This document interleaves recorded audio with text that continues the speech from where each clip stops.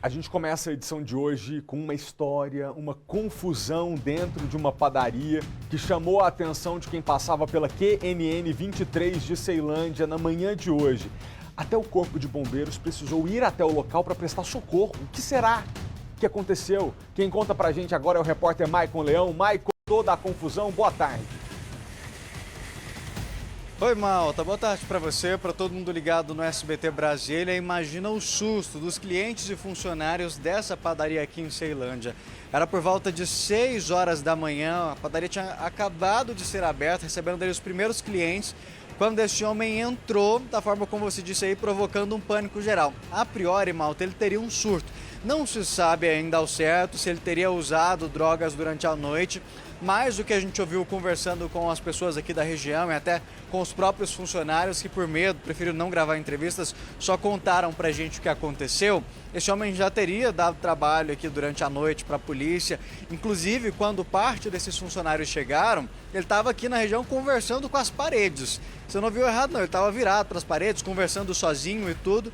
As pessoas acharam estranho, mas seguiram a vida, vieram para a padaria trabalhar e aí num determinado momento, Malta, ele teria chegado aqui nesse estabelecimento pedindo uma faca para matar uma pessoa. Logicamente, essas mulheres ali estranharam toda a situação e falaram, ó, não tem faca aqui não. E aí, Malta, nesse momento, esse homem teria quebrado uma garrafa de cerveja e ido para cima dessas funcionárias ali para conseguir pegar essa faca. Imagina o pânico dessas pessoas, inclusive dos clientes, já que o estabelecimento já estava aberto e 6 horas da manhã, muita gente já está indo trabalhar, já está indo comprar o pão. Então, era um movimento grande aqui na panificadora quando este surto teria começado ali, ele partiu para cima dessas funcionárias. Nesse momento, Malta, o pessoal que trabalha ali na cozinha, no forno, padeiro, percebendo os gritos de desespero dessas mulheres, correram aqui para frente. Não era nem próximo ao caixa, era lá no balcão de atendimento ali mais ao fundo mesmo. E aí correram para render este homem. Só que o que eles falam pra gente é o seguinte, esse homem estava tão forte que um não foi suficiente, dois não foram, e aí os próprios clientes partiram para cima para tentar conter esse homem, que tinha uma força fora do normal. E aí no meio dessa luta corporal, ele acabou se machucando. Quem tem os detalhes pra gente vai explicar um pouquinho, é justamente um dos clientes que estava aqui na hora.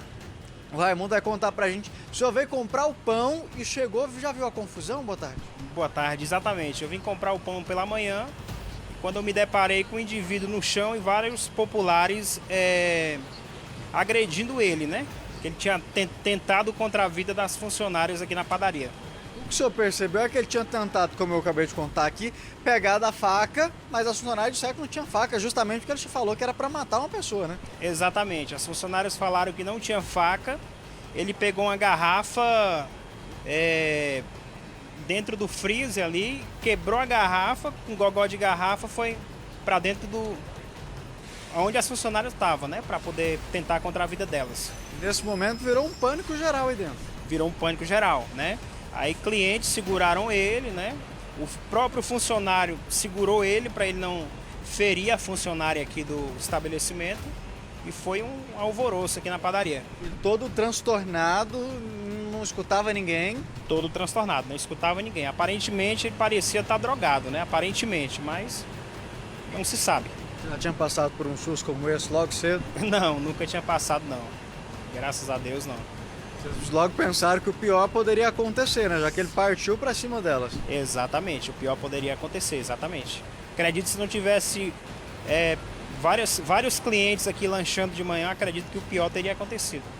Obrigado pela sua participação, pelos esclarecimentos. E aí, Malta, depois que esses funcionários, que os clientes conseguiram render ele ali, dar uma controlada, aí sim chamaram o Corpo de Bombeiros, porque no meio dessa luta corporal ele acabou sendo ferido ali. Muitas pessoas também ficaram revoltadas com a situação, partiram já para agressão mesmo.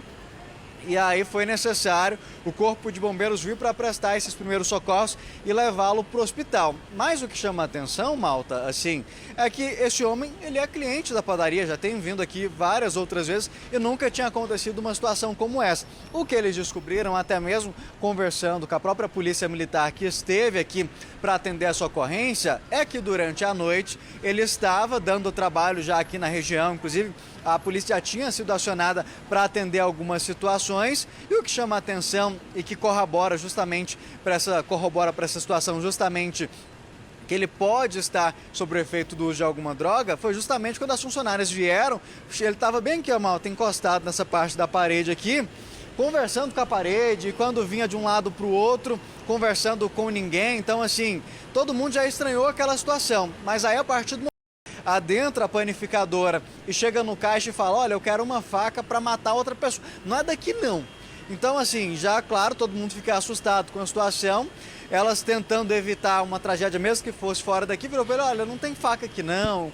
Tentou contornar aquela situação, mas não teve jeito. Como a gente viu, ele seguiu até o freezer, que fica ali no canto, e lá teria pegado uma dessas garrafas de vidro, quebrado essa garrafa, e aí ele com a ponta, que a gente sabe é extremamente cortante, ele se dirigiu para o balcão onde antes ele tinha pedido justamente essa faca, e aí lá ele começou a ameaçar essas funcionárias. E percebeu, malta, que no cantinho ali do balcão tinha uma faca lá, e aí ele acabou pegando essa faca, e foi felizmente graças à ação rápida dos funcionários e também dos clientes que conseguiram conter este homem ali, e felizmente a situação foi controlada, o corpo de bombeiros foi acionado, a polícia também, e essa história terminou sem se tornar uma tragédia que poderia ter acontecido, né? Obrigado, Maicon.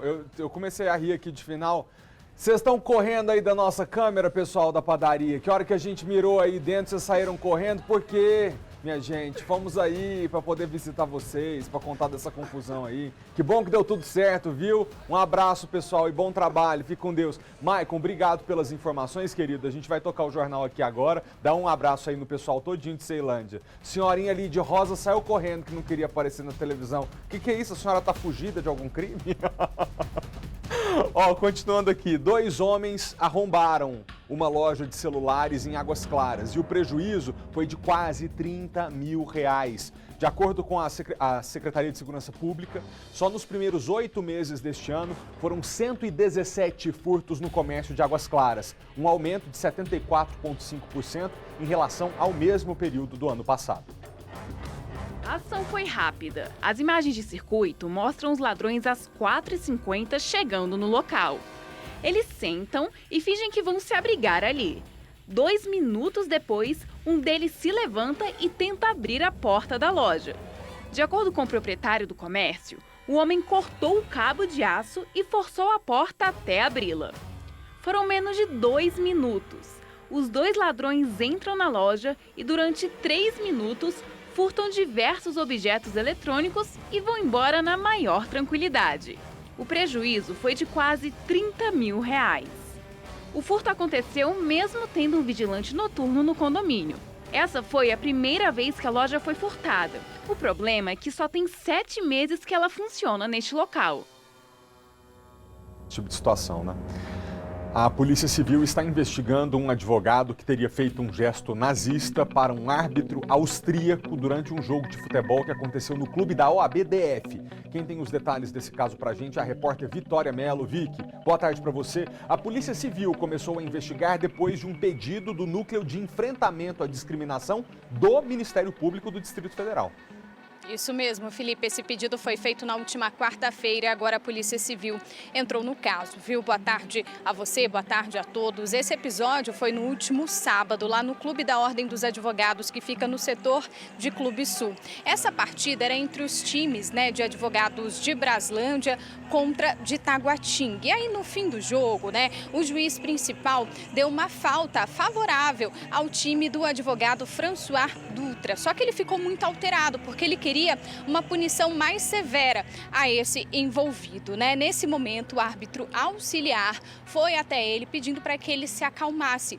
E aí o advogado teria percebido, que esse juiz auxiliar era austríaco e aí fez esse gesto nazista. Mas para dar mais detalhes para a gente, desse caso e sobre a investigação, sobre esse tipo de crime, está aqui ao meu lado a delegada Ângela Santos. Obrigada, doutora, pela participação. Doutora, o caso chegou para vocês ontem, Então agora vai começar toda essa apuração. Isso, ontem nós recebemos uma requisição do Ministério Público, do Núcleo de Direitos Humanos, requisitando a instauração do inquérito policial para que sejam apurados esses fatos que foram narrados, que você trouxe aqui em tese para nós, crime, né? Supostos gestos nazistas, com símbolos nazistas. Então foi instaurado inquérito ontem para investigar esse fato. Nesses casos, né, o que pode caracterizar um crime? Então, em tese, poderia caracterizar o crime de incitação à discriminação racial, né?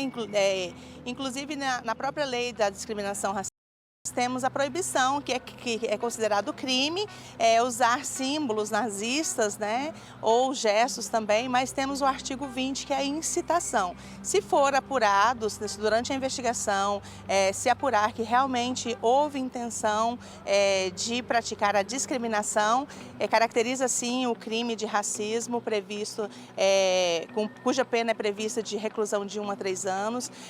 Ação pública, né, por isso que foi instaurado por meio da notícia transmitida na imprensa, então não depende da vontade de outras pessoas. A autoridade policial que tem conhecimento do fato, ou o Ministério Público ou o Judiciário, que tem conhecimento do fato, é obrigada a instaurar inquérito ou a abrir a investigação policial. E a pena também é de reclusão de 1 a 3 anos, é inafiançável e imprescritível.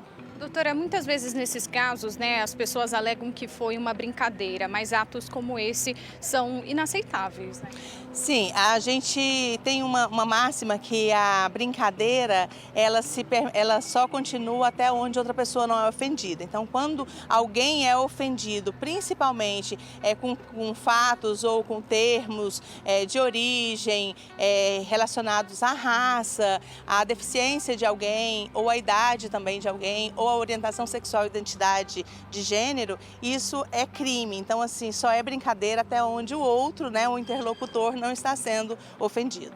Sim, nesse caso envolvendo um advogado, presidente da subseção de Braslândia, né, um conhecedor da lei, sabe o que isso pode causar?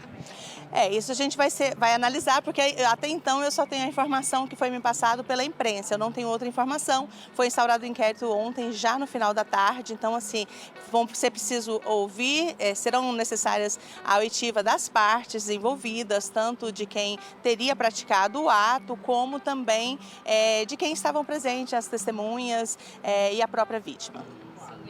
Como a senhora até reforçou, né? Não existe esse tipo de brincadeira, não pode ser feita e muitas vezes a polícia precisa punir até para servir de exemplo. Sim, e a investigação de uma delegacia especializada, como é o caso da DECRIM, ela é focada justamente nisso, né?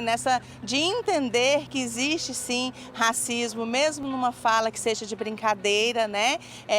Porque isso reforça a opinião das pessoas para que possam ofender também outras pessoas e que se sintam vitimizadas, ofendidas, como parece ser o caso dessa vítima, que embora ela não tenha sido ouvida pela delegacia ainda, a gente vê a fala dela na reportagem. Obrigada, doutora. Felipe, aqui eu tenho também as respostas, né, da Ordem dos Advogados, também da Associação dos Árbitros aqui do Distrito Federal. Eu vou falar o que eles disseram. Bom, em nota, a Ordem dos Advogados informou que François oficializou, né, seu afastamento da presidência da subseção de Braslândia e que quem assume a partir de agora é a vice-presidente. A OAB disse ainda que foi aberto um processo de apuração dos fatos e que não compactua com qualquer atitude discriminatória. A diretoria do clube, né, da advocacia do DF, informou que decidiu pela exclusão do atleta da equipe de Braslândia e que François não faz parte do quadro de associados. O clube também repudiou qualquer ato discriminatório. Já o Sindicato dos Árbitros, aqui do Distrito Federal, informou que colocou a diretoria jurídica à disposição do associado e que vai buscar a responsabilização civil e criminal desse agressor. A nossa produção tentou contato com o advogado François Dutra, mas até o momento nós não tivemos esse retorno. Você tem alguma dúvida, algum questionamento para fazer à delegada, Felipe? Só agradeço pela presença, Vicky. É importante que ela esteja com a gente, até porque Nesses momentos, nesse contexto mundial que a gente está vivendo de flexibilizar tantos valores, né? É importante que haja uma delegacia especializada que reitere mais uma vez que racismo é crime e que fazer apologia ao nazismo é inaceitável. Só quem conhece muito pouco de história que é capaz de lembrar com ar de homenagem ou de saudosismo um período tão trágico e nefasto da história da humanidade. Obrigado, Vicky. A polícia prendeu um homem suspeito de manter a esposa em cárcere privado durante 15 anos e também de abusar das filhas do casal em Nova Iguaçu, na Baixada Fluminense. De acordo com a investigação, ele ainda se apropriava da pensão da mulher, que sofre de transtornos mentais. Reginaldo da Silva de foi preso em flagrante e tentou explicar por que a porta do quarto onde a esposa dormia era trancada com arames pelo lado de fora. Ela quebrou essas duas portas aqui, aí ela não pode sair, eu não podia de uma vez só. Eu tinha que comprar a porta que ela quebrou. Foi onde os policiais encontraram a mulher de 35 anos que sofre de transtornos mentais. Ela aparentava estar dopada e foi encaminhada para atendimento médico e psicológico. Os agentes também registraram as precárias condições de higiene do imóvel e apreenderam remédios sem rótulo nem prescrição médica. Segundo as investigações, o cárcere privado durou 15 anos. E durante todo esse tempo, o suspeito se apropriava da pensão da mulher. Ele pegava esse dinheiro, que era um benefício que a vítima tinha, até pelo estado mental dela, e com ela ele não gastava. Porque as imagens provam, eu pedi para minha equipe gravar tudo, minuciosamente. Vaso sanitário imundo, sem papel higiênico, lençóis imundos, ou seja, o dinheiro era dela, mas não era gasto nada com a saúde dela. A investigação começou depois que uma das filhas do casal, menor de idade, contou na escola ter sofrido abuso do pai. As psicólogas da unidade, então, procuraram a polícia. Reginaldo já era investigado em outro inquérito por abuso sexual de outras 3 filhas. O casal tem 6 filhos, mas perdeu a guarda das crianças por causa dos abusos. Os menores agora estão vivendo em abrigos. Além de cárcere privado e abuso sexual, Reginaldo vai responder por maus tratos aos animais da família. Que o nosso jornal, a Polícia Civil conseguiu novas imagens do suspeito de ter observado um casal que namorava dentro de casa e de ter invadido o apartamento deles com uma faca. Aí esse homem maluco, né, doente, ainda tentou abusar da mulher. O marido dela reagiu, acabou sendo esfaqueado por esse homem. E quem tem as informações pra gente é a repórter Kátia Gomes. Kátia, com essas novas imagens agora fica mais fácil desse homem ser identificado, não é? Fica, Malta, fica muito mais fácil e é justamente isso que apoia essa divulgação, né? Se alguém conhecer, tiver informações sobre o nome e o paradeiro desse homem, que faça uma denúncia. Como você já resumiu, esse caso foi no último domingo. O casal, ele estava dentro do apartamento ali, mantendo um momento íntimo, enquanto esse criminoso subiu em uma árvore e ficou ali observando o casal. Ele depois invadiu o apartamento, tentou abusar sexualmente da mulher, chegou a passar a mão no corpo dela e isso já é caracterizado estupro. O homem, né, o marido dela, tentou reagir ali e salvar a mulher daquele abuso sexual e foi nesse momento que ele foi esfaqueado 5 vezes. A polícia foi até o local, os bombeiros também fizeram atendimento, né, e levaram esse homem para o Hospital Regional de Ceilândia, onde, Malta, ele permanece internado até hoje, né? Então, um caso aí realmente absurdo, né? Um homem que subiu em uma árvore, ficou olhando, acompanhando ali o casal, tendo um momento íntimo, depois ainda tentou abusar sexualmente dessa mulher. Segundo a vítima, esse homem que foi esfaqueado 5 vezes, ele conseguiu também atingir esse criminoso, mas ele fugiu levando 2 aparelhos celulares, Malta. Né, Kátia? Porque a pessoa, além de criminosa, ela só pode ter uma psicopatia seríssima mesmo de encontrar, meu Deus do céu, ficar observando.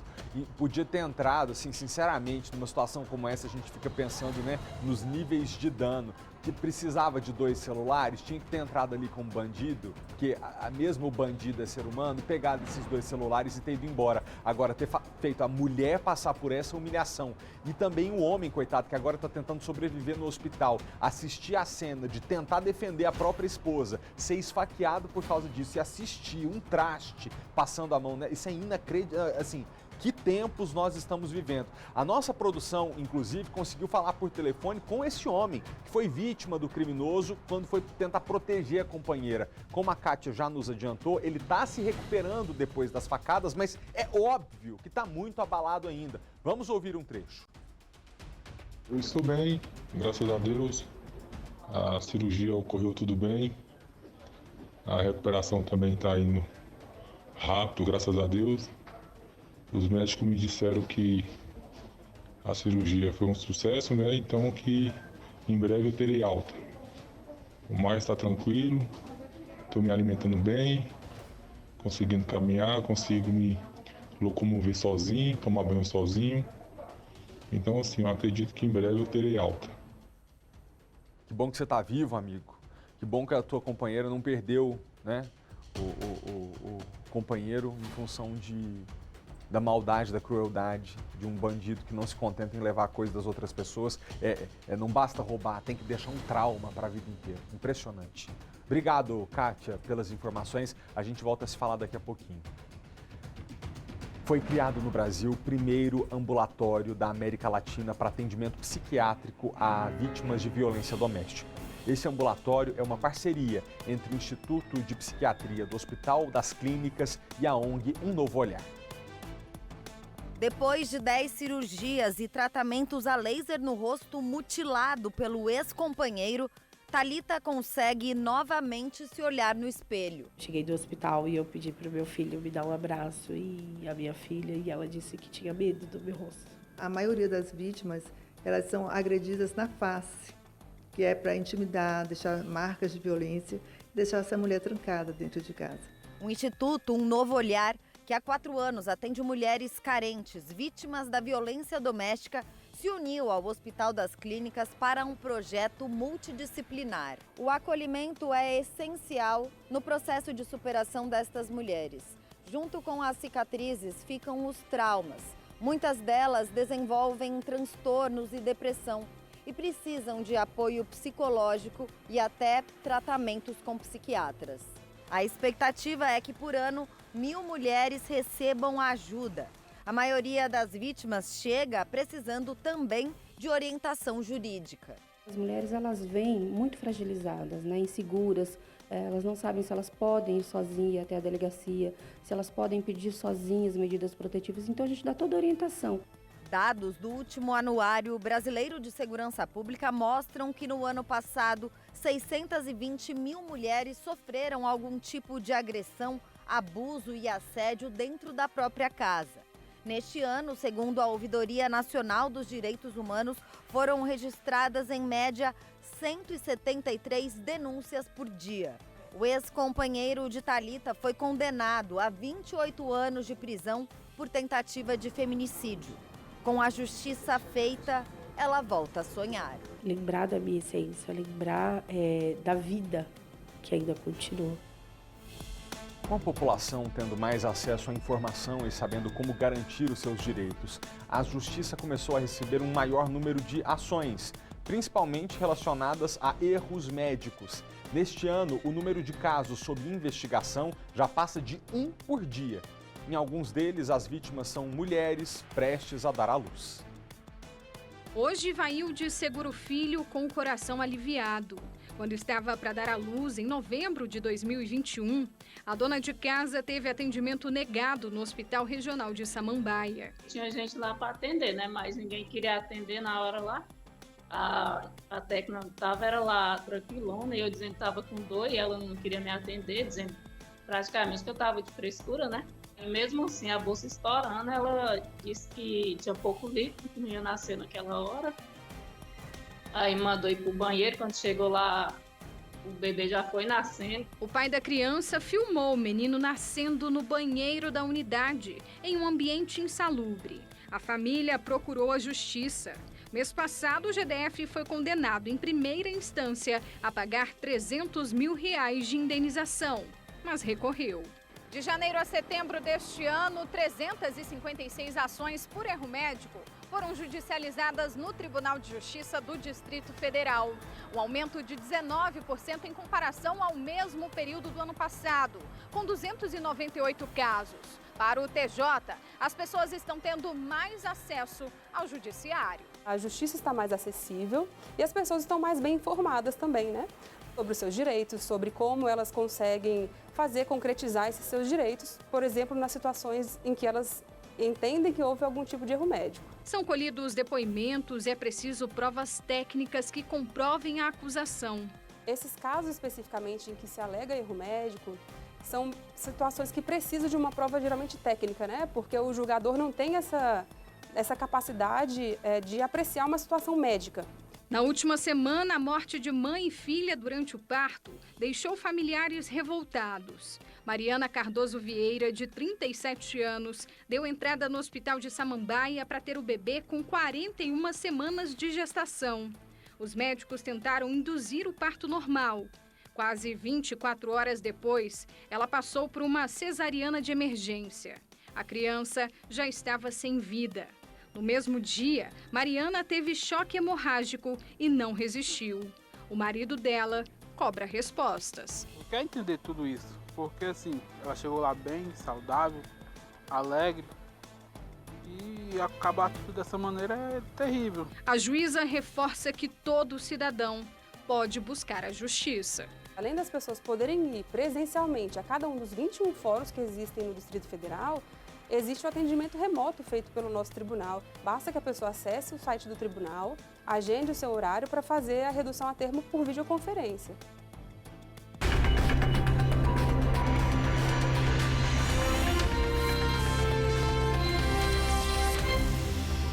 Eleições 2022, o segundo turno é depois de amanhã, domingo, e o presidente do Tribunal Superior Eleitoral, Alexandre de Moraes, voltou a afirmar que a fiscalização da propaganda eleitoral cabe aos partidos políticos e aos candidatos. A declaração foi dada depois que Jair Bolsonaro, candidato à reeleição, disse que a campanha dele vai recorrer da decisão de Moraes, que negou o pedido de investigação de rádios do Nordeste.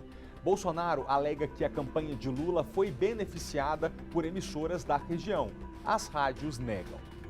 Na última sessão da Corte Eleitoral, antes do segundo turno, o presidente do TSE, Alexandre de Moraes, reafirmou que a fiscalização das propagandas eleitorais em rádios é responsabilidade dos partidos. A quem compete fiscalizar, uma por uma, a inserção aos partidos políticos, às coligações, aos candidatos. Se não o fizeram, ou aqueles que não o fizeram, não fizeram, assumindo um risco. Isso todos os partidos de boa-fé sabem, todos os candidatos de boa-fé sabem.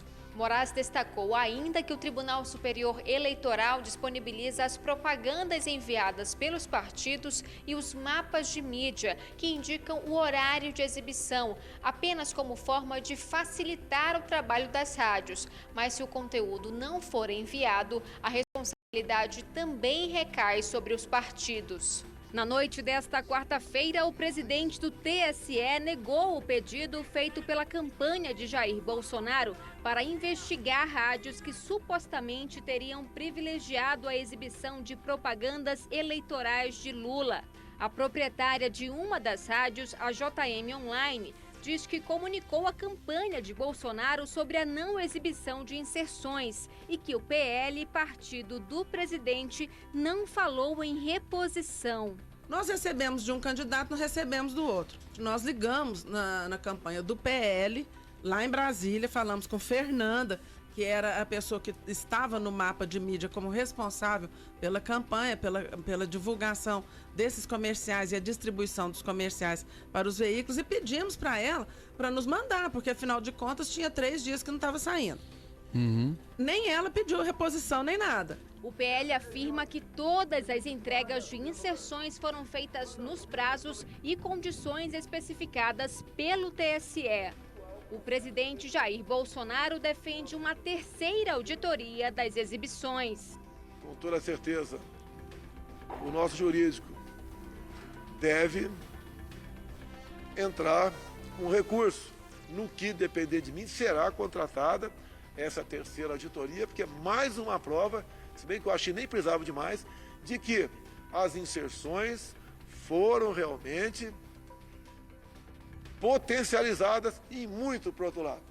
Nesta quinta, a campanha de Bolsonaro divulgou novos arquivos com o que alega serem inconsistências na divulgação de inserções eleitorais, dessa vez em rádios de Minas Gerais. A campanha afirma que entre 7 e 14 de outubro foram exibidas cerca de 15 mil inserções a menos de Bolsonaro na comparação com as de Lula.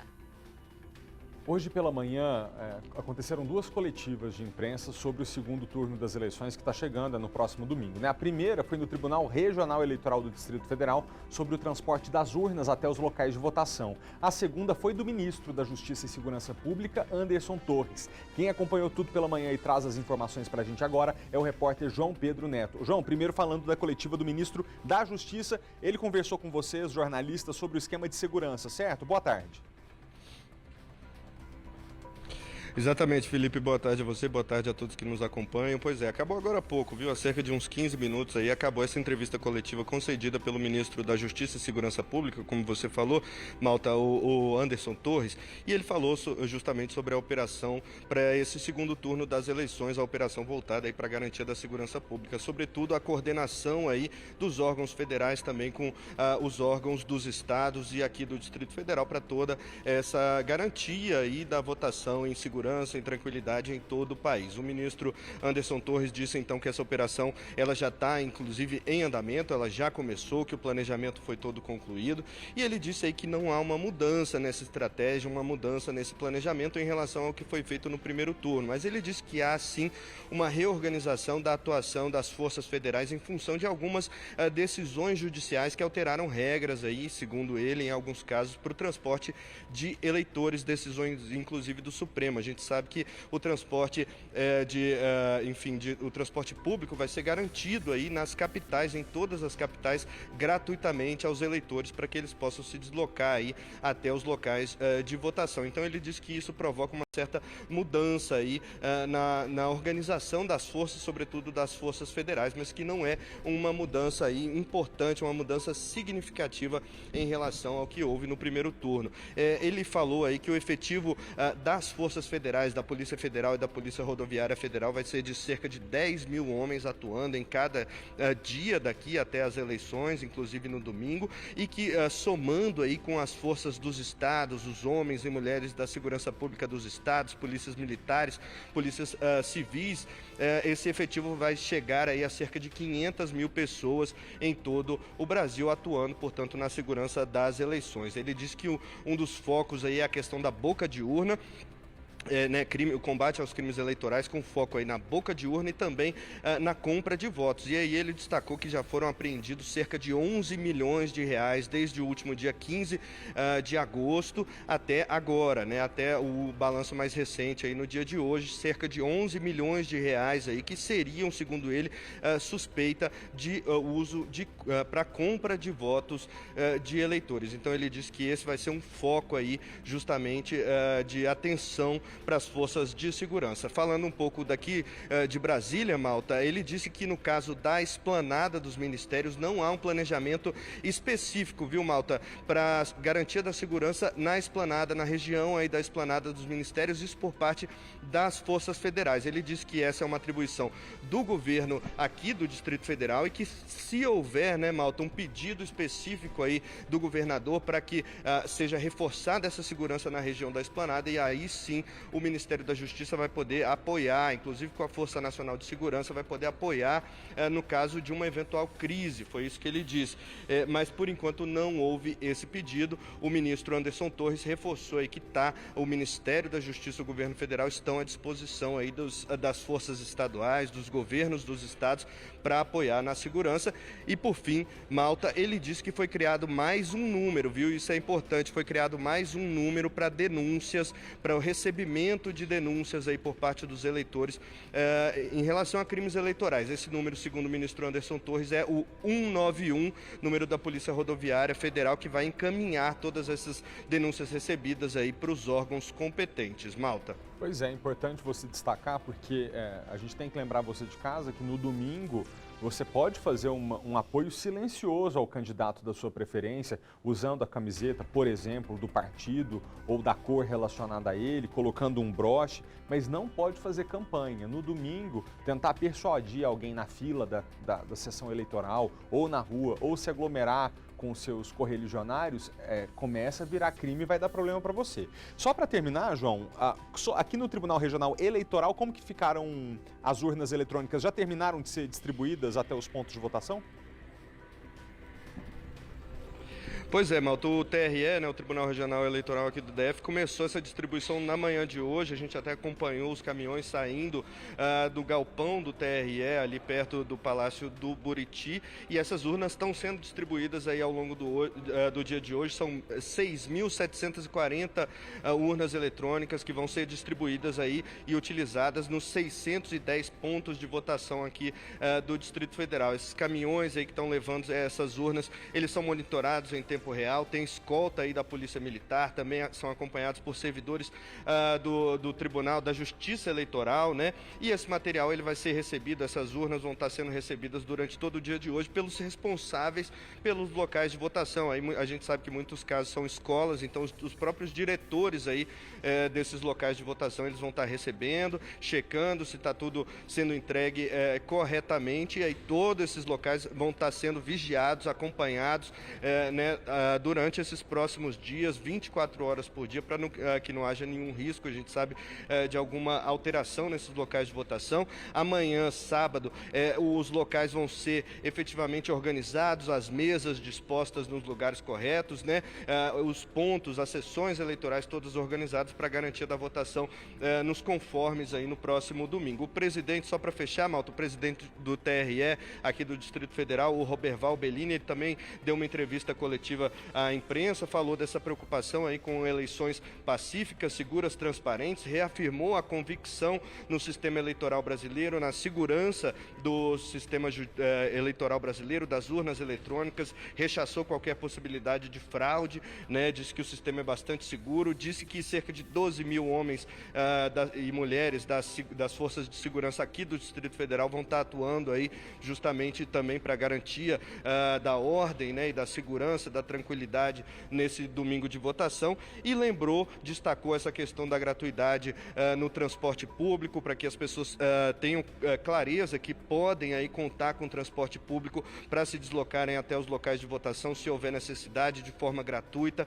né? Há essa liberação aqui no Distrito Federal, e ele reforçou um pedido aí para que as pessoas compareçam à urna, né, Malta? A gente sabe que aqui no Distrito Federal o índice de abstenção acabou ficando abaixo da média nacional, ficou na casa dos 17%, enquanto no Brasil essa média ficou em torno de 20%, mas ele reforçou aí um pedido para que as pessoas compareçam às urnas. Ele diz que há sim uma expectativa de que esse índice possa cair, há uma expectativa de uma votação com menos filas, porque justamente a votação é mais simples. Aqui no Distrito Federal a gente não tem aí um candidato ao governo, né? A eleição já foi concluída para o governo aqui do Distrito Federal no primeiro turno, então é uma votação mais simples, é apenas um número que o eleitor tem que digitar lá na urna eletrônica. Essa votação, portanto, deve ser mais rápida, há expectativa de menos filas no domingo. Então fica aí esse pedido aí, né, esse apelo do presidente do Tribunal Regional Eleitoral aqui do Distrito Federal, para que a população compareça no domingo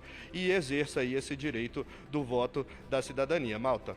João Pedro Neto, muito obrigado, tá, João, pelas informações. A gente continua falando sobre eleições. Ontem, Jair Bolsonaro, candidato à reeleição na presidência da República pelo PL, fez campanha no Rio de Janeiro. Jair Bolsonaro desembarcou no Rio pouco depois das 10 da manhã. O primeiro compromisso foi na Baixada Fluminense. Em um carro de som, Bolsonaro seguiu de Belfor Roxo para São João de Meriti, onde fez um comício ao lado do governador reeleito Cláudio Castro. ficar explorando na pé.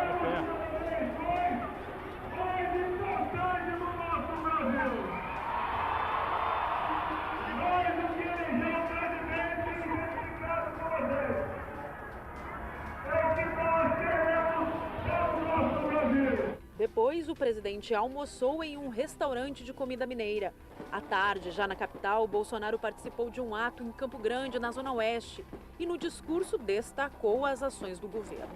Na época mais difícil da pandemia, compramos mais de 500 milhões de doses para quem quisesse tomá-las. E também, para muita gente que foi obrigada a ficar em casa, criamos o auxílio emergencial. E voltou a pedir que os apoiadores tentem converter votos. Eu peço a vocês, mais do que um voto, um empenho para que cada um arranje pelo menos mais um voto até domingo. A virada já aconteceu. Esta quinta-feira foi o último dia liberado para comícios no segundo turno, conforme a legislação eleitoral. O Rio de Janeiro, que tem mais de 12 milhões de eleitores, é o berço político de Jair Bolsonaro e o terceiro maior colégio eleitoral do país. O presidente vai ficar aqui até o próximo sábado, quando viaja para um ato em Belo Horizonte e depois retorna para a capital fluminense, onde votará no domingo. O candidato do PT, Luiz Inácio Lula da Silva, divulgou uma carta ontem, quinta-feira, prometendo política fiscal responsável e diálogo. O documento de 9 páginas, divulgado há 3 dias do segundo turno, traz propostas para o eventual governo. Na carta para o Brasil do amanhã, o candidato do PT defende que é possível combinar responsabilidade fiscal, responsabilidade social e desenvolvimento sustentável. E afirma que irá fazer isso seguindo as tendências das principais economias do mundo. A carta, que incorpora propostas da senadora Simone Tebet, defende uma política fiscal responsável, com regras claras e com compromissos para o enfrentamento da emergência social, com a necessidade de reativar o investimento público e privado para arrancar o país da estagnação. A preocupação com a economia também foi tema de uma entrevista que Lula deu à rádio Rede Clube FM. O meu ministro da Economia será o perfil de um cara que tenha muita inteligência política, será do compromisso social, é uma pessoa que tem que pensar na responsabilidade fiscal, mas tem que pensar também na responsabilidade social. Lula disse também como pretende tratar da questão do orçamento com o Congresso Nacional. Não é normal o Congresso querer, administrar o orçamento. O orçamento é administrado pelo Poder Executivo. Conversar com o Lira, com o Pacheco, para a gente discutir esses assuntos. O candidato do PT publicou ainda nesta quinta-feira um vídeo de Fernando Henrique Cardoso. O ex-presidente já havia declarado apoio à candidatura de Lula e agora pede votos. Você que melhorou de vida com o real e acredita no Brasil, nas eleições, não tem dúvida, vote no 13, vote no Lula, porque ele vai melhorar mais ainda a sua vida. Lula é esperado nesta sexta-feira no Rio de Janeiro para cumprir os últimos compromissos de campanha na cidade.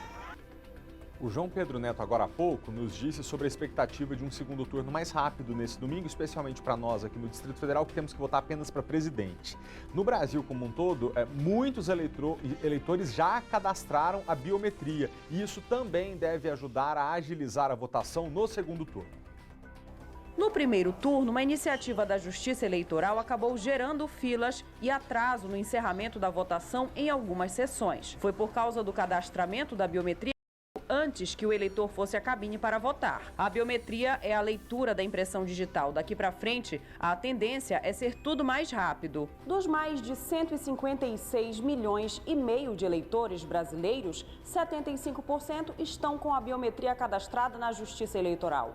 Mas quem ainda não realizou a coleta das impressões digitais vai poder votar normalmente. Basta apresentar um documento com foto. Que pode ser carteira de identidade, carteira de motorista, carteira de trabalho, se tiver a foto e for oficial e registrado. Outra opção é o e-título, baixado do aplicativo do TSE. Quem não votou no primeiro turno pode votar no dia 30. E quem ainda tem dúvidas sobre a sessão, é bom conferir o endereço no site do Tribunal Superior Eleitoral. Alguns locais que não guardavam a acessibilidade necessária, eles foram alterados na avaliação que foi feita do primeiro para o segundo turno. Meio-dia 31, nós já estamos ao vivo. Acabamos agora o nosso bloco sobre eleições 2022 e a gente vai tratar agora de um susto que muitos passageiros brasileiros levaram. No total eram 48 que estavam num voo da companhia Latam que saiu do Chile até o Paraguai e eles viveram, inclusive os brasileiros obviamente a bordo, momentos de muita tensão. Tudo começou quando a aeronave precisou fazer uma mudança de rota e pousar em Foz do Iguaçu porque tinha uma previsão de fortes tempestades no caminho para Assunção, no Paraguai. Aí a aeronave ficou parada 3 horas em Foz do Iguaçu, esperando uma melhora no tempo. Houve autorização para decolagem, só que 15 minutos depois de levantar voo aqui do Brasil rumo ao Paraguai, o voo foi atingido por uma forte tempestade de granizo. Os vídeos dessa turbulência assustadora mostram a reação dos passageiros ali apavorados e esse registro agora circula nas redes sociais. A gente vai ver juntos o medo que esse pessoal passou para depois entender tecnicamente se tem razão para esse medo. Claro que tem, né? Que ninguém é de ferro, mas o que aconteceu exatamente? Pode rodar.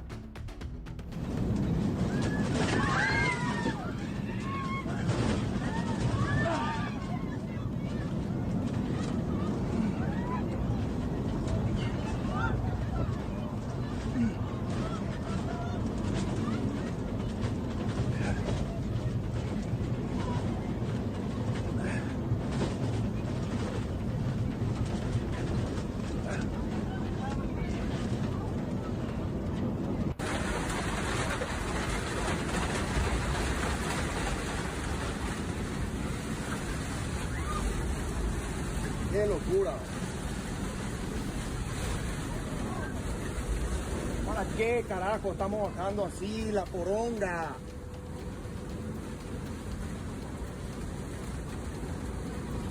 ¡Qué locura!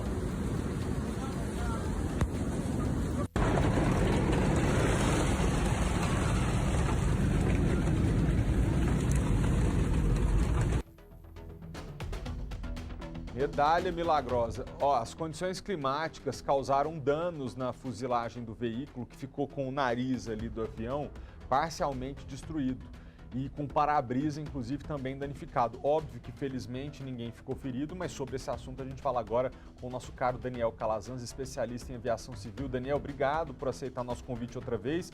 Me conta aí, pelo que você vê, é possível apontar falhas, talvez, dos controladores que autorizaram a decolagem desse voo, ou é possível que aconteça mesmo que a força inesperada de uma tempestade surpreenda a todos? Boa tarde, bem-vindo mais uma vez. Olá, boa tarde, Felipe, todos que nos ouvem, nos assistem. É uma situação complicada. Percebe-se que tá claro, né? A consequência, a aeronave entrou num fenômeno meteorológico adverso.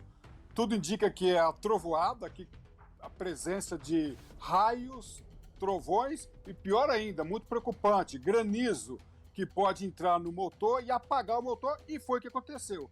A aeronave teve danos muito profundos que comprometeu realmente a segurança de todos que estavam a bordo.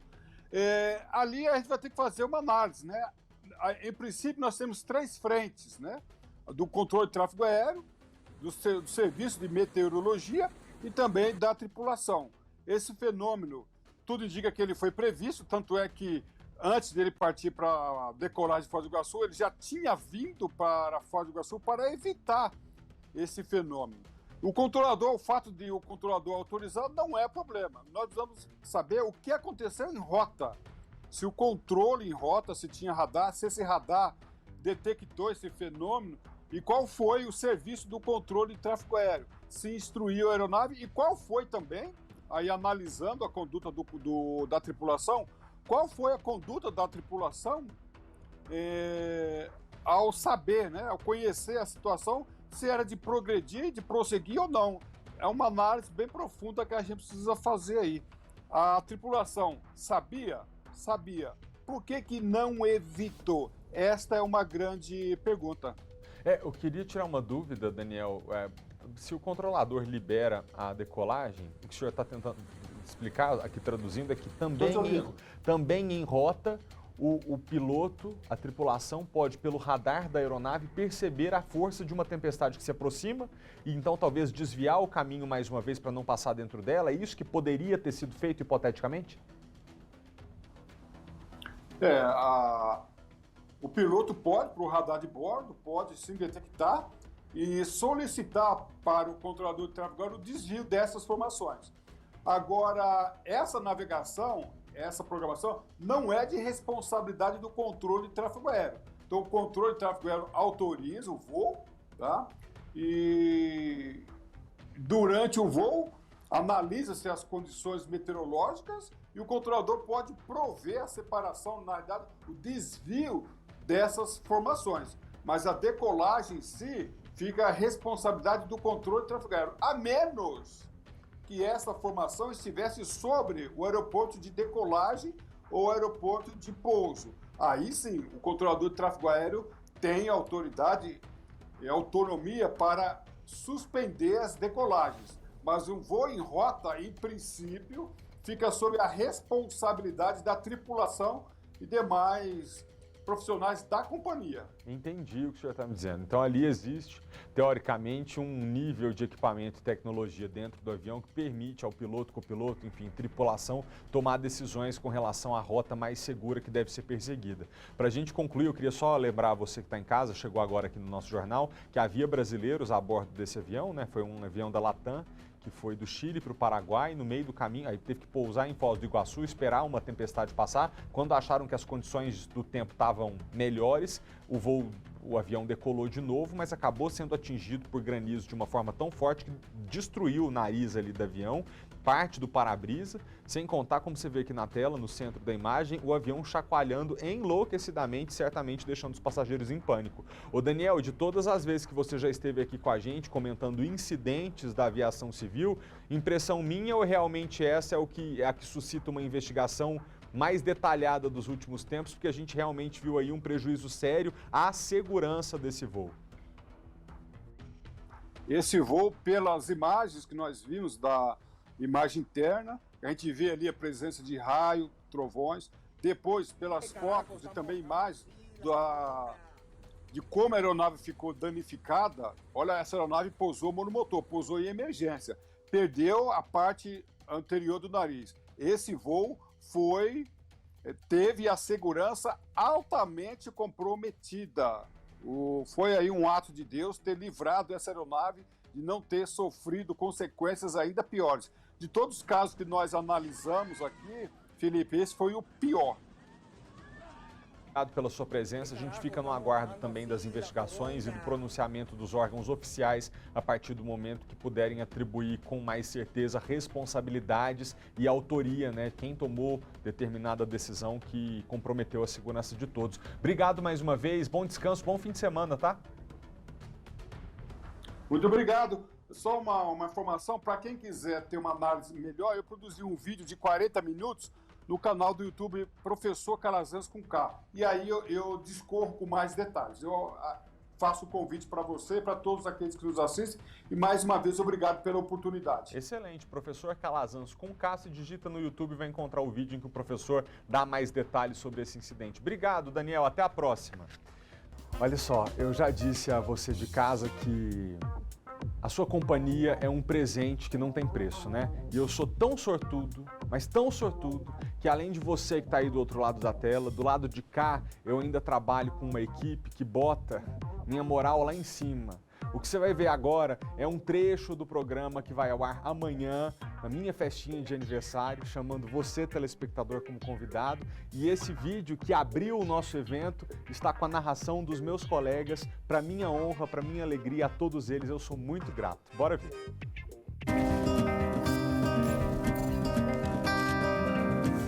Boa tarde para você, tá? Obrigado desde já pela companhia. Eu sou Felipe Malta, estou no ar por um mundo melhor. Esse é o nosso almoço junto. Você vem junto comigo?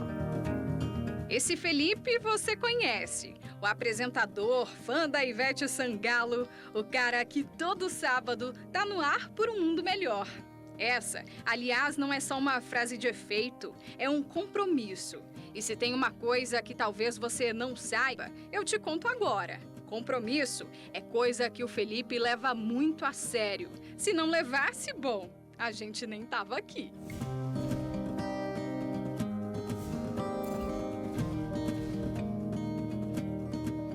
Acabamos nossa entrevista no Jornal do SBT. Vamos te dar mais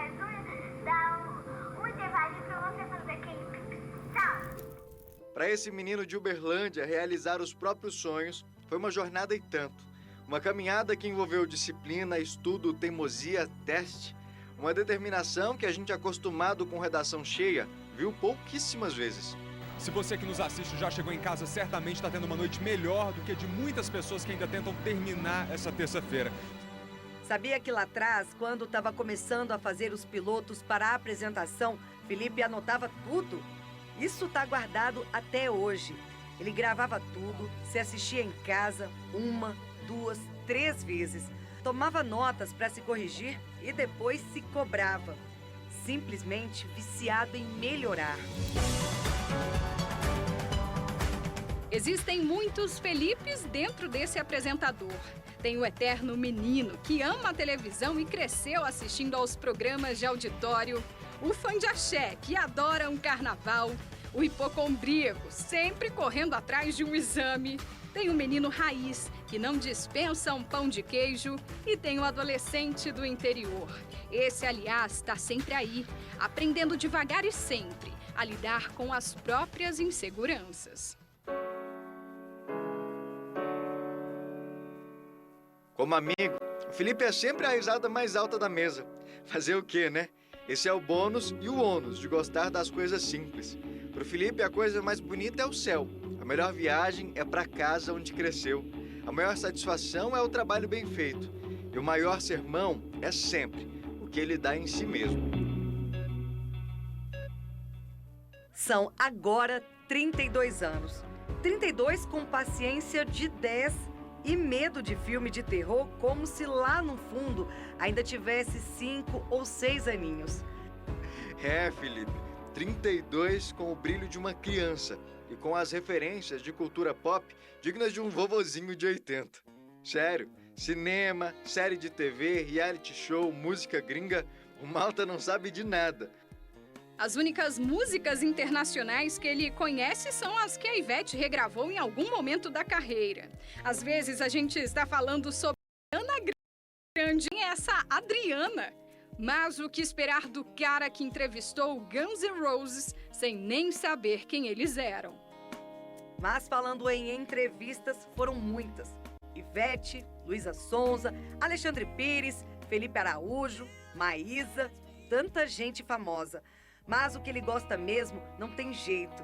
É isso, conversar com você de casa, conhecer a sua história, te tirar um sorriso, contar as boas histórias da nossa gente. E todo sábado, desde 2016, tem sido assim. É o 3.2 com experiência de 5.0. Isso porque nesses 10 anos, Felipe já fez de tudo. Foi estagiário, produtor, menino do tempo, repórter local, repórter nacional, editor-chefe, apresentador. E olha que eu nem te conto o que ele já fez fora daqui. Juro, até celebrante de casamento entrou nessa lista. Eu sei, o Felipe não para. Estudou jornalismo e no meio do caminho, sorte a nossa, virou quem ele é. Um comunicador por vocação, do tipo que fala não para os ouvidos, mas para o coração das pessoas. Talvez você se pegue hoje na pele do rei Charles, tendo tido, talvez você que está em casa, uma mãe tão gigante, e agora você está se perguntando se vai conseguir dar sequência ao legado dela na ausência dela. Acontece com a gente, né? Parece longe demais de nós, mas o que acontece lá também acontece cá. De quantas verdadeiras rainhas, tantos de nós já nos despedimos lá em casa? A gente precisou, 7 anos atrás, dar adeus a uma avó que com muita determinação, com altivez, digna de realeza, suportou todo tipo de humilhação na vida, porque foi pobre, foi caipira. Mas como a Rainha Elizabeth, minha avó morreu de cabeça erguida, honrada e em paz. A pilha acabou, simplesmente morreu. De que rainha da sua vida você também já se despediu? Pra gente que trabalha no SBT Brasília, o aniversário do Malta é só uma desculpa para elogiar, para agradecer, para reconhecer a sorte que a gente tem de poder contar um com os outros. É a chance de retribuir a inspiração, a alegria, o cuidado e a gentileza que o Felipe coloca no que faz. É dizer para o nosso companheiro de cobertura e reportagem que ele é o cara. Com o Felipe, a gente aprende a se enxergar, a se melhorar. Aprendemos que as nossas raízes importam, mas que evoluir é obrigação nossa. Aprendemos que o serviço fica mais leve quando a gente faz com amor e que nada supera o trabalho. A recompensa dessa jornada de 10 anos no ar é você que está em casa. O encontro, o abraço, o carinho, a relação de amizade e confiança que o Felipe tem tanto orgulho de construir com o brasiliense. Isso, aquele garoto que brincava de fazer televisão no quintal de casa jamais teria imaginado. É além de qualquer sonho, porque é verdade. Hoje, aos 32 anos, ele ainda custa acreditar no carinho que recebe, no carinho que merece. Não é fácil fazer um jornalismo responsável que não perde o otimismo. Não é fácil entrar na casa dos brasilienses todos os dias com credibilidade e um sorriso no rosto. O menino sonhava em aparecer na TV. O adulto agora sonha em se conectar. Quem conhece o Felipe sabe. A missão dele, de segunda a sábado, é oferecer um produto que te alegra e te acalenta, que distraia, mas também instrua, que seja entretenimento, mas que te eleve como pessoa. E o que é tudo isso se não construir junto contigo um mundo melhor?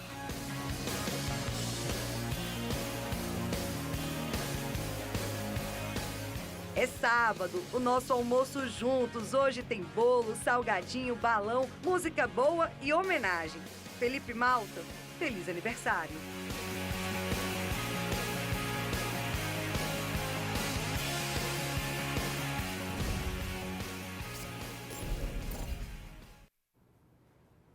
É amanhã, meio-dia, que a gente espera vocês, tá? Nesses últimos minutos aqui eu tive que dar uma segurada para não emocionar. Você viu que foi forte, né? Amanhã são fortes emoções e obrigado desde já a essa equipe maravilhosa aqui atrás das câmeras aí no Switch, na redação. Eu não faria nada sem vocês e que bom que a gente pode trabalhar um com o outro e aprender juntos nessa jornada. Deixa eu só agradecer Brasília Shopping mais uma vez, o restaurante Dolce Bistrô e a Creative Fotocabine, que são os apoiadores. Foi no Teatro do Brasília Shopping que a gente fez essa festa com os nossos telespectadores e amanhã, meio-dia, você confere tudo. Agora vamos continuar o jornal. Na última madrugada, o Detran flagrou 60, já numa noite só, tá?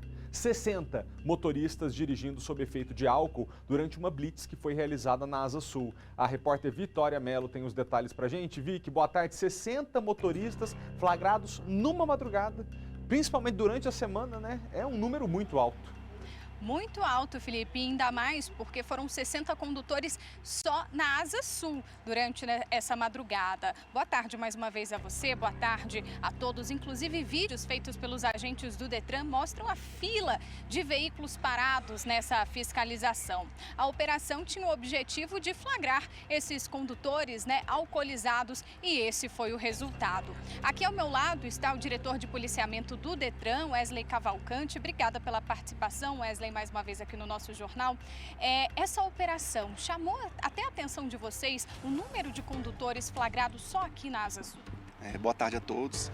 Realmente é um número muito alto, né? Nessa madrugada a gente realizou cerca de 320 abordagens, 80 condutores foram flagrados sob influência de álcool, 60 na Asa Sul, 20 em Taguatinga, e os números realmente impressionaram pelo desrespeito, né? A questão de não misturar álcool e direção.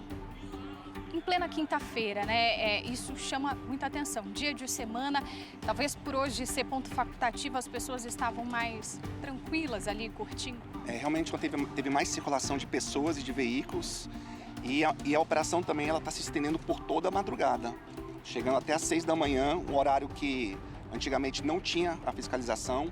Então, realmente ela está presente durante toda a madrugada para evitar que os condutores que beberam e estão dirigindo não se envolvam em acidentes de trânsito com vítima. Outras infrações também foram registradas? Sim, cerca de 20 condutores inabilitados, veículos com falta de documentação, 22 veículos foram removidos ao depósito do Detran também. A gente olha essas imagens, né? A operação foi ali no eixinho da Asa Sul. São muitos veículos parados, né? Essas pessoas acreditam que o Detran não esteja mais ali, não esteja nas ruas e acaba se arriscando e colocando não só a própria vida, né? Mas a vida de terceiros também em risco. Esse é o problema, colocar a sua vida em risco e a de terceiros, né? O Detran está ali à noite, na madrugada, justamente para poder evitar os acidentes, para poder preservar vidas. E a gente insiste na colaboração do condutor para ele utilizar veículos de aplicativo, ter um amigo da vez, para a gente realmente poder evitar esses acidentes e garantir a segurança viária.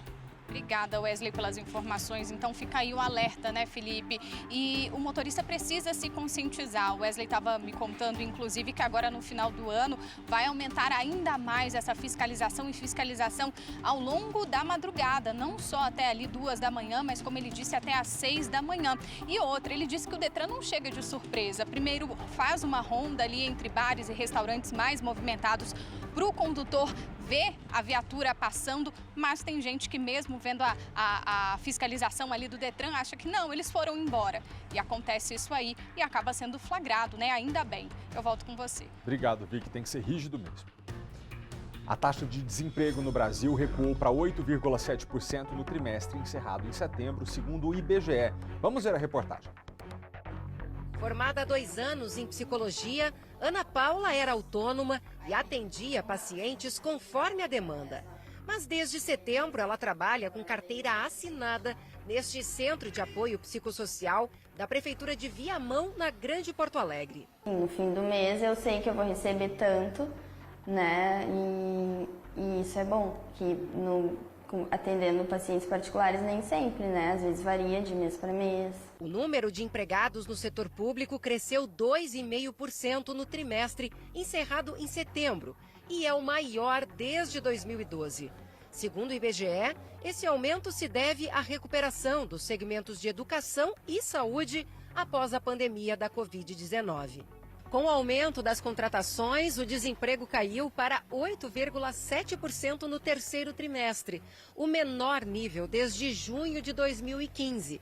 Ainda assim, 9,5 milhões de brasileiros estão desocupados. A taxa de informalidade teve uma leve queda.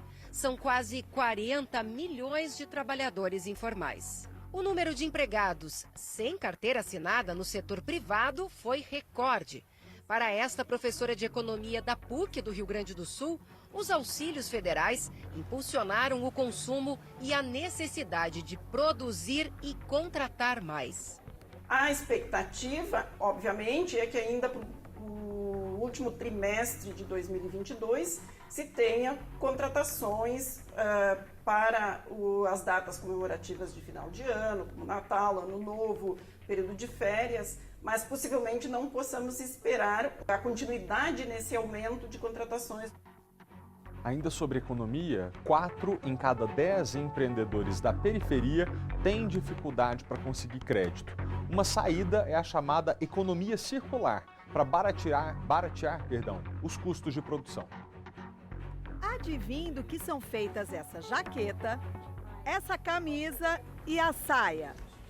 Eu vou contar. Sabe o tecido impermeável do guarda-chuva? Esse coletivo de costureiras do Capão Redondo, periferia de São Paulo, fabrica roupas a partir do acessório que é descartado quando quebra. Surgiu a ideia de pegar alguns guarda-chuvas e fazer bolsas, que no caso são essas bolsas, e depois disso foi expandindo cada vez mais. Os coletivos e cooperativas têm sido a solução para muitos empreendedores que vivem nas periferias. 40% deles relatam dificuldade em obter recursos para o início do investimento. O modelo de união, além de gerar renda, normalmente é um exemplo da chamada economia circular. Sabe o que é? Ela se baseia em 4 R's: repensar, reduzir, reutilizar, reciclar. Tem uma questão ambiental, que a gente está tirando uma pressão para extrair novos recursos e a gente está tirando também uma pressão para dar uma destinação correta nesse resíduo que ainda tem vida útil. O coletivo ligado à ONG Vida Corrida contou com a doação de máquinas de costura e do container transformado em oficina, onde trabalham 4 mulheres moradoras do bairro. Elas recebem um salário mínimo e no futuro, quando houver mais peças em estoque, também serão comissionadas pelas vendas. As roupas custam em média R$ 250. Eu ganhava um salário mínimo da aposentadoria, agora tem nova renda, vai ajudar muito, né? Para aumentar a produção, eles precisam de doações de guarda-chuva. É só procurar Coletivo Vida Corrida nas redes sociais. Tá aí um negócio em que todo mundo sai ganhando, inclusive quem paga por uma roupa exclusiva, que além de tudo conta uma história de luta e sucesso. Estão abertas as inscrições para aulas gratuitas de saltos ornamentais no Complexo Aquático Cláudio Coutinho, na UNB. São 63 vagas para alunos de a partir de 6 anos de idade que saibam nadar. Eles vão aprender agora esse esporte que você vê na tela. As aulas são nas terças e quintas ou quartas e sextas, às 8 e às 9 da manhã e também 2 e 3 da tarde. As inscrições podem ser feitas na Secretaria da Escola de Esporte, no Centro Poliesportivo Ayrton Senna, ao lado do ginásio Nilson Nelson. A documentação necessária está no site da Secretaria de Esporte, que é esporte.df.gov.br. Pessoal, a gente vai fazer uma rápida pausa para a campanha eleitoral dos candidatos à presidência da República e a gente volta já.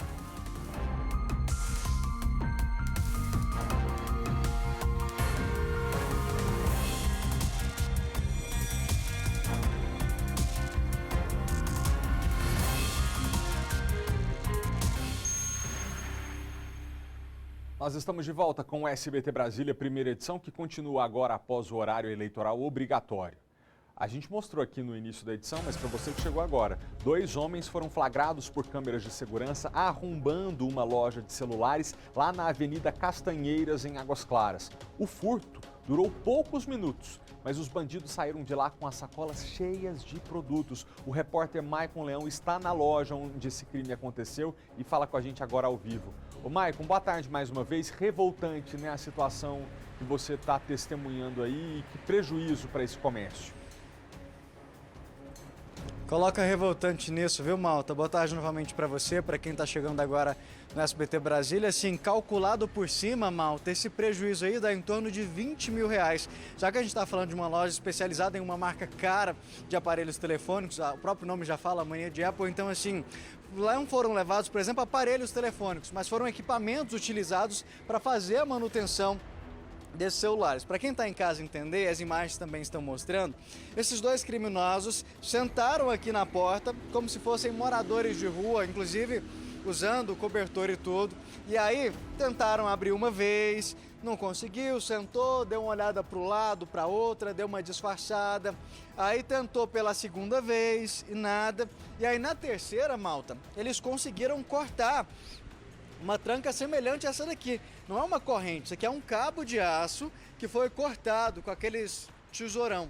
E aí eles conseguiram entrar aqui na loja e tiveram acesso, Malta, a vários equipamentos. Os aparelhos celulares, até por conta do preço mais elevado, os próprios proprietários já tomam cuidado de não deixar eles aqui. Mas, por exemplo, essa caixa de som aqui, avaliada em cerca de R$3 mil, foi levada pelos criminosos, vários outros equipamentos, e aqui do outro lado também, a gente tem vários equipamentos que são utilizados justamente para fazer a manutenção, para olhar o que estava com problema nesses equipamentos. Foram levados 2 microscópios e com isso o prejuízo da loja agora está em torno aí de cerca de R$20 mil. Ainda não foi calculado o total, mas girando em torno disso. A gente percebe aqui, ó, várias capas, fones de ouvido também foram levados, ou seja, eles fizeram o limpa. E o detalhe, Malta, eles não ficaram aqui 10, 15, 20 minutos, não. Entraram e em 7 minutos, que é o tempo da gravação aqui dentro da loja, eles fizeram esse limpa e deram esse prejuízo. A gente percebe até algumas prateleiras vazias aqui. A gente vai conversar agora com um dos proprietários para ele explicar pra gente o sentimento. É bem esse que você disse mesmo, Malta, quando a gente estava chegando, é de revolta e indignação, de ver um prejuízo desse em tão pouco tempo. E você que já tinha reforçado a segurança, né, cara? A gente vê ali a tranca e tudo, não imaginou que pudesse acontecer dessa forma, né? Boa tarde. Boa tarde. Não, então, o sentimento realmente é um sentimento de revolta, né? A loja não é uma loja há muito tempo nesse local, nós já trabalhamos nesse segmento há cerca de 15 anos, nesse local há 7 meses. A escolha por vir para esse bairro é justamente pelo fato da segurança, né, de ser um bairro seguro, e aí aconteceu essa tragédia, infelizmente, com a gente, né? Vocês chegaram e perceberam já tudo revirado, a prateleira já foi reorganizada, mas a gente ainda tem uma aqui completamente vazia. Isso, é verdade. Tinha muita coisa no chão, né? Na verdade, um cliente foi passando pela manhã, cerca de 6 horas, viu a porta arrombada e fez uma ligação avisando, né? E aí, quando nós chegamos aqui, infelizmente, nos deparamos com essa situação. Foi levado ferramentas para conserto de smartphone, como você mesmo mencionou. Aqui em cima é um curso voltado para a reparação de smartphones. Então, a gente vende muita ferramenta para o aluno quando ele conclui o curso. E aí, quando nós chegamos aqui, o prejuízo foi esse aí que você mencionou, né? Não temos ainda um valor estimado, mas calcula-se que em média de R$20 mil. Um detalhe que chamou a atenção de vocês nas imagens das câmeras de segurança é que, olhando no primeiro momento no vídeo, a gente tem a sensação de que são pessoas em situação de rua ali, mas você percebeu que depois que eles entram, que tiram o cobertor, não eram pessoas em situação de rua. Então, ao assistir o vídeo, né, que nós temos aí umas 2 ou 3 vezes aí com alguns amigos, foi possível perceber que provavelmente não são pessoas em condições de rua. Quando ele passa pela segunda câmera indo embora, que ele tira o cobertor, dá pra ver que ele tá bem vestido, de roupa limpa e tal. Então, assim, não se sabe, nós não temos a mínima ideia de quem quer que seja, mas a parecer não são pessoas desse tipo de condições de rua. E são pessoas que entendiam, que tinham noção do que estava levando, porque só levaram produtos caros, né? Verdade. Escolheram a dedo o que estava levando, entendeu? Levaram os produtos de maior valor mesmo. Então, assim, é triste, né, cara, ver uma situação dessa. Vamos ver aí o que a gente consegue apurar, né? A polícia já está investigando para ver como é que a gente vai conseguir solucionar esse problema e se vamos obter êxito aí, recuperar parte, pelo menos, do que foi roubado, né? O prejuízo só não foi maior porque você já toma um cuidado, digamos assim, redobrado com os aparelhos, né? Isso, os aparelhos a gente costuma deixar guardado em casa, em cofre, né? E aí, à medida que o cliente encomenda, a gente faz a busca, né, desses aparelhos para poder entregar eles aqui para o cliente com nota, tudo certinho, mas tendo esse tipo de cuidado mesmo, para não ter um prejuízo ainda maior. Eles chegaram a procurar, quando nós chegamos, as caixas já estavam todas reviradas, só que eles não levaram, aparelho não tinha. Malta, quando a gente chega aqui na loja, a gente já se depara com as caixas aqui. Então, esses criminosos, eles chegaram a pensar, nossa, a gente deu uma sorte tremenda da quantidade aqui, ó. Pegaram a caixa, só que quando você abre, realmente ela tá vazia. Então, quando os proprietários chegaram, elas estavam todas jogadas aqui para baixo, eles reviraram todos os materiais e o que tinha de valor aqui, fone de ouvido, carregador, a caixa de som, como a gente disse, que era justamente um dos itens mais caros, o que estava aqui, que deu para levar na hora, eles colocaram na sacola e foram embora. É verdade. Nas filmagens, né, nas imagens do vídeo, dá para ver que eles levaram numa coberta. Eles estavam com coberta e aí eles encheram essas cobertas. Então eu creio que eles só pararam quando não dava mais para levar, entendeu? Não se preocuparam com o tempo, não se preocuparam com exposição, nada do tipo. Eu acho que eles só pararam quando encheu mesmo, não tinha mais como levar. Eles saíram bem tranquilos, dá para ver que eles não... Tava um negócio bem calculado, não tinha tanta preocupação, sabe? E a gente percebe, Malta, agora, claro, tá de dia um movimento intenso de veículos aqui, mas essa loja, ela tem um edifício aqui em cima, então a movimentação de moradores aqui é grande e o horário ali perto das 4 horas da manhã já é um horário que as pessoas começam, algumas, saírem para trabalhar, então nem isso intimidou a ação dos criminosos. E o que chama principalmente a atenção é a ousadia deles cortarem o cabo de aço ali, que você já tinha reforçado essa segurança, né? Verdade. Por não confiar só na tranca da porta, nós colocamos um cabo de aço, a princípio pensando, vamos colocar corrente, mas por imaginar que era algo que ia ser difícil, optamos pelo cabo de aço que não foi suficiente para eles aí, nessa ação. Obrigado pela sua participação e é isso, né, Malta? Infelizmente, mais um caso que o trabalhador está aí lutando, gasta para reforçar a segurança, mas que no fim fica com prejuízo. E até agora é uma estimativa de R$20 mil, porque eles ainda não conseguiram contabilizar o total e pode ser que seja ainda maior, viu? É por isso que nós vamos começar a cobrar 2 medidas para serem tomadas simultaneamente. Uma delas é o endurecimento da lei. A outra delas é uma aplicação prática da lei por parte do judiciário sem muito espaço para interpretar a legislação de forma a ser benevolente com esses criminosos. Porque isso que ele cometeu aí é um furto.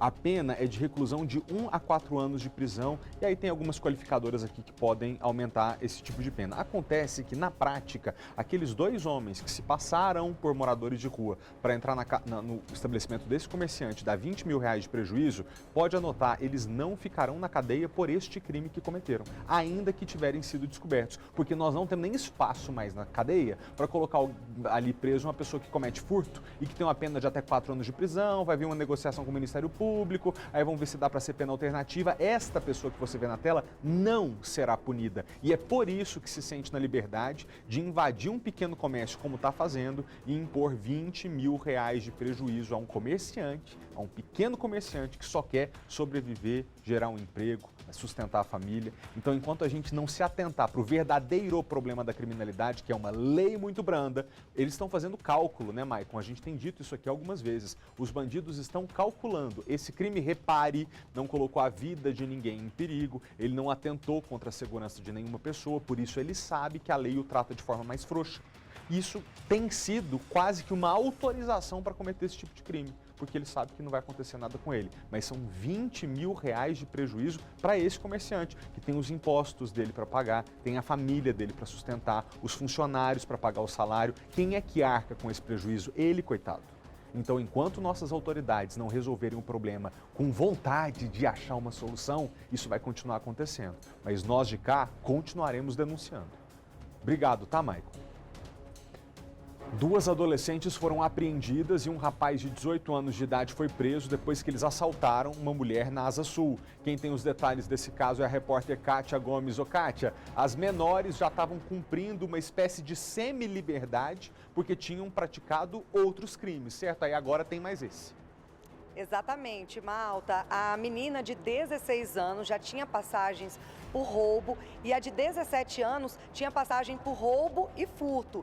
E as duas foram apreendidas quando elas voltavam para a casa de internação. Elas tinham esse direito a essa semi-liberdade para estudar. Só que ao invés de estudar, elas estavam praticando crimes. Ontem, nesse caso foi ontem, uma mulher foi assaltada ali na altura da 709/909 da Asa Sul. Essas duas meninas, acompanhadas de um rapaz de 18 anos, assaltaram essa mulher com uma faca e levaram o celular. Logo depois desse crime, a Polícia Civil começou a investigar e conseguiu encontrar essas duas meninas quando elas voltavam para a casa de internação. O homem de 18 anos foi preso quando ele chegava em casa no Itapuã com o aparelho celular da vítima. Esse aparelho foi recuperado. Esse homem de 18 anos também já tinha passagens, quando menor, por roubo e furto. E agora ele vai responder pelo crime de roubo e também corrupção de menores, porque ele estava ali cometendo crime acompanhado dessas duas adolescentes. E essas meninas, elas foram encaminhadas para a DCA e agora vão ter na ficha criminal delas mais esse roubo, né? Infelizmente, Malta, todos ali tinham direito de estudar, estavam tendo essa liberdade provisória, né? Saíam da casa de internação para estudar e, infelizmente, estavam cometendo crime. Eu volto com você. É bom que se reavalie esse tipo de comportamento para entender que há sim aqueles jovens que se enveredam pela criminalidade, pela absoluta falta de oportunidades e até porque passam fome dentro de casa. Mas há também aqueles que não querem mais, que como sabem que não dá nada e se der pouca coisa, eu vou continuar fazendo e barbarizando e aterrorizando sim. É importante a gente separar os dois perfis de adolescente infrator que a gente tem hoje, para entender que é preciso duas soluções diferentes. A gente sabe que muitas vezes, por exemplo, o tráfico de drogas vai cooptar um menino desse dentro de casa, numa área pobre, porque sabe que nem comida ele tem dentro de casa. E aí a gente tem que intervir com oportunidade, alimentação, com o básico, para aquela pessoa ter direito de sobreviver. Agora, há outros casos em que a pessoa é chamada a atenção uma vez, já se beneficiou do fato de que o Brasil realmente pune de forma mais branda um menor de idade. Então essas meninas foram pegas cometendo crime, estavam em semi-liberdade dizendo, ó minha filha, é melhor você se emendar, aqui você já cometeu o erro, mas você tem uma chance de fazer diferente, então você vai dormir aqui, mas vai estudar. Vou estudar nada, vou sair, vou assaltar de novo, porque com ela não vai acontecer nada de novo. É isso que ela pensa. Obrigado, Kátia, pelas informações. Um ato de heroísmo em João Pessoa, na Paraíba. Uma mulher salvou uma criança de 9 anos que caiu de um prédio. A vizinha evitou o impacto da menina no chão. A cena impressionante foi captada pelas câmeras de segurança do condomínio. A criança está pendurada no 3º andar, com o corpo para fora da janela. Um homem passa correndo e entra no prédio. A vizinha, que está lá embaixo e sentada, se levanta e corre em direção ao local. Ela abre os braços embaixo de onde a criança está. A menina despenca e é amortecida pela mulher. A criança foi socorrida por uma equipe do SAMU e levada para o Hospital de Emergência e Trauma de João Pessoa. No hospital, a criança, que caiu de uma altura de cerca de 8 metros, recebeu atendimento médico de emergência e segue em observação. De acordo com o boletim médico da unidade hospitalar, o quadro clínico é considerado estável. É uma queda que pode ser fatal, sim. E num ambiente em que ela se encontrava, um solo rígido, naturalmente teria sido muito mais grave caso não tivesse a mão dessa pessoa, esse anjo, podemos dizer assim, que acorreu ao local e conseguiu ainda amortecer essa queda. A menina tem transtorno do espectro autista e, segundo o relato de testemunhas, teria ficado agitada com um barulho externo.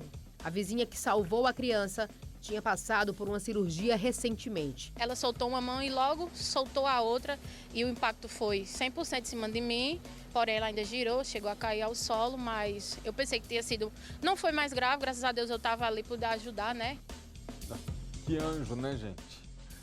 O batalhão de trânsito precisou recolher um carro que ficou sem gasolina e atrapalhou o trânsito no buraco do Tatu. Mas não foi por nenhum desses motivos que o carro foi levado. Olha o que aconteceu. Os policiais viram que o veículo estava parado e, quando abordaram o motorista, perceberam que ele também estava com sinais de embriaguez e que havia lata de cerveja dentro do veículo. O motorista se negou a fazer o teste do bafômetro, mas foi autuado administrativamente e o carro foi recolhido ao depósito do Detran.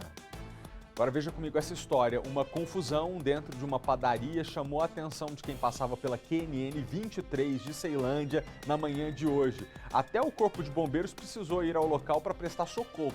E quem tem os detalhes pra gente é o repórter Maicon Leão. Alô, Maicon, o que aconteceu, meu amigo? Oi, Malta. Boa tarde para você, para todo mundo ligado no SBT Brasília. Imagina o susto dos clientes e funcionários dessa padaria aqui em Ceilândia. Era por volta de 6 horas da manhã, a padaria tinha acabado de ser aberta, recebendo ali os primeiros clientes, quando esse homem entrou, da forma como você disse aí, provocando um pânico geral. A priori, Malta, ele teria um surto. Não se sabe ainda ao certo se ele teria usado drogas durante a noite, mas o que a gente ouviu conversando com as pessoas aqui da região e até com os próprios funcionários que, por medo, preferiram não gravar entrevistas, só contaram pra gente o que aconteceu. Esse homem já teria dado trabalho aqui durante a noite para a polícia.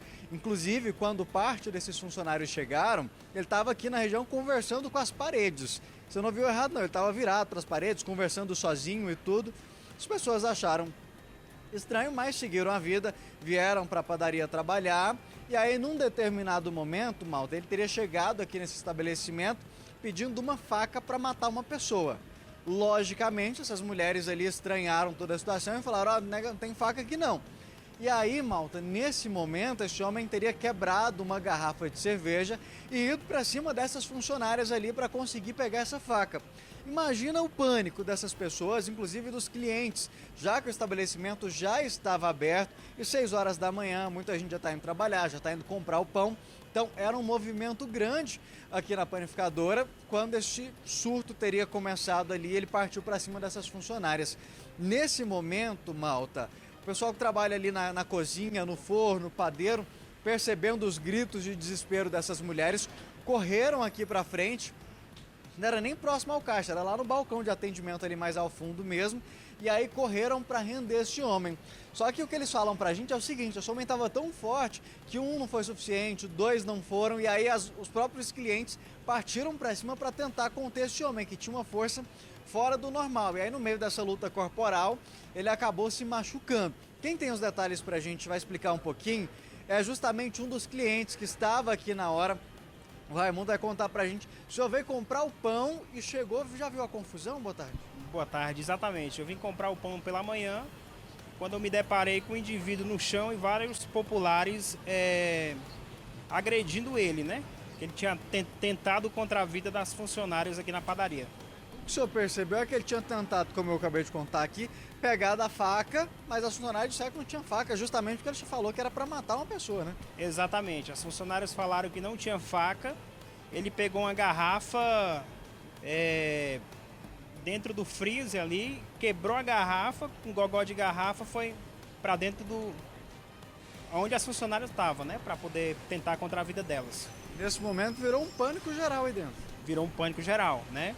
Aí clientes seguraram ele, né? O próprio funcionário segurou ele para ele não ferir a funcionária aqui do estabelecimento e foi um alvoroço aqui na padaria. E todo transtornado, não escutava ninguém? Todo transtornado, não escutava ninguém. Aparentemente ele parecia estar drogado, né? Aparentemente, mas não se sabe. Já tinha passado por um susto como esse logo cedo? Não, nunca tinha passado não. Graças a Deus não. Vocês logo pensaram que o pior poderia acontecer, né? Já que ele partiu para cima delas. Exatamente, o pior poderia acontecer, exatamente. Acredito que se não tivesse vários clientes aqui lanchando de manhã, acredito que o pior teria acontecido. Obrigado pela sua participação, pelos esclarecimentos. E aí, malta, depois que esses funcionários, que os clientes conseguiram render ele ali, dar uma controlada, aí sim chamaram o Corpo de Bombeiros, porque no meio dessa luta corporal ele acabou sendo ferido ali. Muitas pessoas também ficaram revoltadas com a situação, partiram já para agressão mesmo. E aí foi necessário o Corpo de Bombeiros vir para prestar esses primeiros socorros e levá-lo para o hospital. Mas o que chama a atenção, malta, assim, é que esse homem, ele é cliente da padaria, já tem vindo aqui várias outras vezes e nunca tinha acontecido uma situação como essa. O que eles descobriram, até mesmo conversando com a própria Polícia Militar que esteve aqui para atender essa ocorrência, é que durante a noite ele estava dando trabalho já aqui na região, inclusive a polícia já tinha sido acionada para atender algumas situações e o que chama a atenção e que corrobora para essa situação justamente que ele pode estar sob o efeito do uso de alguma droga, foi justamente quando as funcionárias vieram, ele estava bem aqui, malta, encostado nessa parte da parede aqui, conversando com a parede, e quando vinha de um lado para o outro, conversando com ninguém, então assim, todo mundo já estranhou aquela situação, mas aí a partir do momento em que ele adentra a panificadora e chega no caixa e fala, olha, eu quero uma faca para matar outra pessoa, não é daqui não.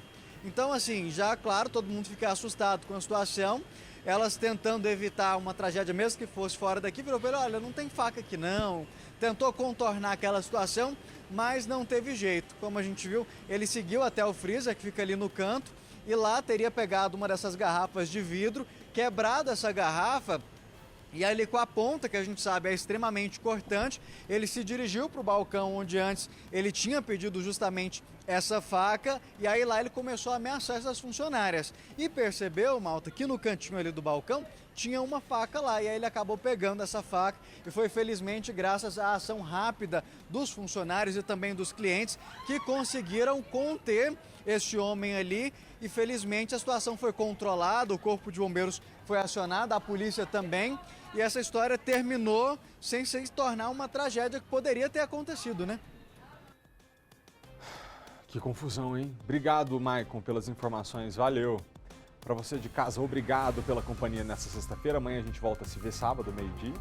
E agora você fica com o SBT Esportes Brasília. Valeu, pessoal. Até amanhã, meio-dia, é sábado. Tchau, tchau.